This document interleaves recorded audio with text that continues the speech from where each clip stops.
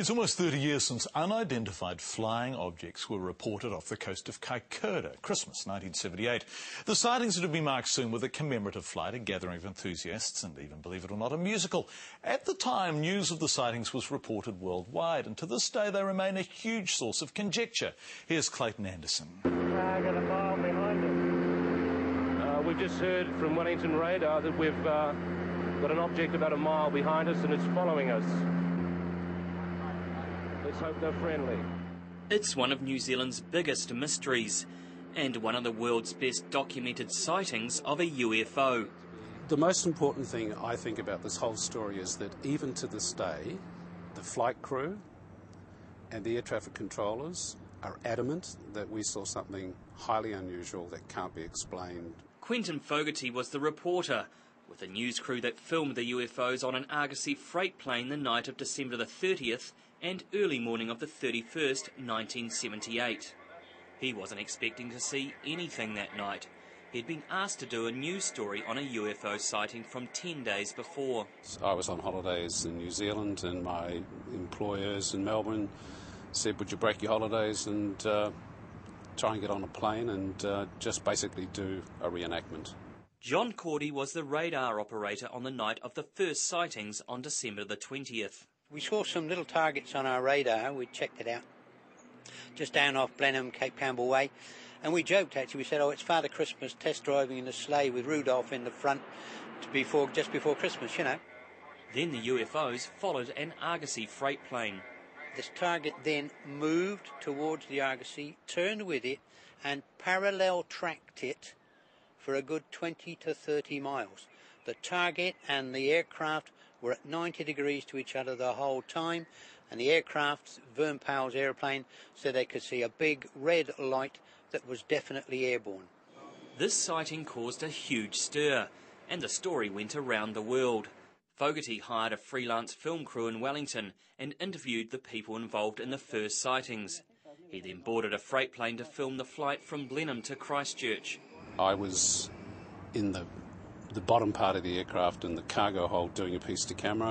It's a beautiful clear night outside, and naturally we'll be looking out for anything unusual. And the pilot put his head down and we were sort of flying over Cook Strait at this point and said, you guys better get up here. Then the almost unbelievable happened. UFOs appeared in front of the aircraft and were confirmed by Wellington radar. We have a couple right in front of us. Very, very bright. That was more of an orange, reddy light. It flashed on and then off again. On the flight down, basically what we saw were just little pinpricks of light that would just turn into great globes of light. And they were obviously airborne and they were between us and the coast because we could see the coast and we could see the sea and we could see these things shining down. Once they'd landed in Christchurch, cameraman David Crockett restocked with better film and they headed back to Blenheim. It's really getting a bit frightening up here. There's a whole formation of unidentified flying objects behind us. The lights followed them almost to Blenheim.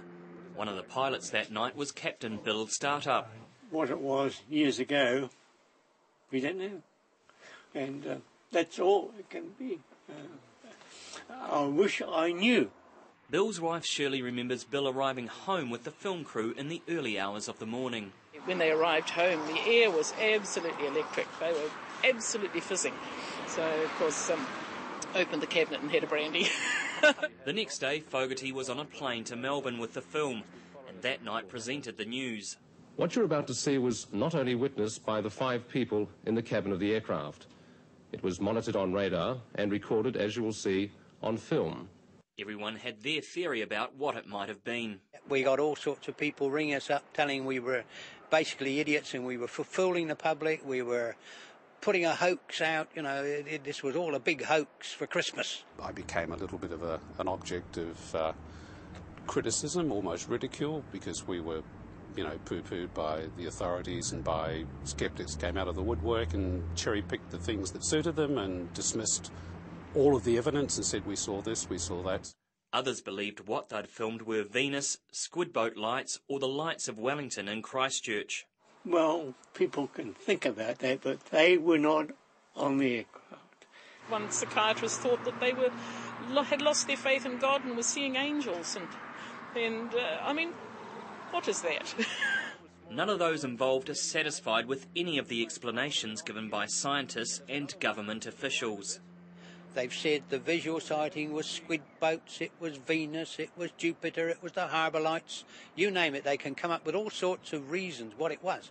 But they haven't explained why I can suddenly see Jupiter and Venus and the harbour lights and squid boats doing 140 knots on my radar. The famous Argosy plane of that flight is now owned by filmmaker Paul Davidson. He's organised a 30th reunion event that runs over 3 days in Marlborough. The whole Kaikoura UFO thing had a big impact on a small place, and was a memorable event in many of those people's experiences. Whatever you think, the Kaikoura sightings are now part of our folklore. Just what they are will probably always be in the eye of the beholder.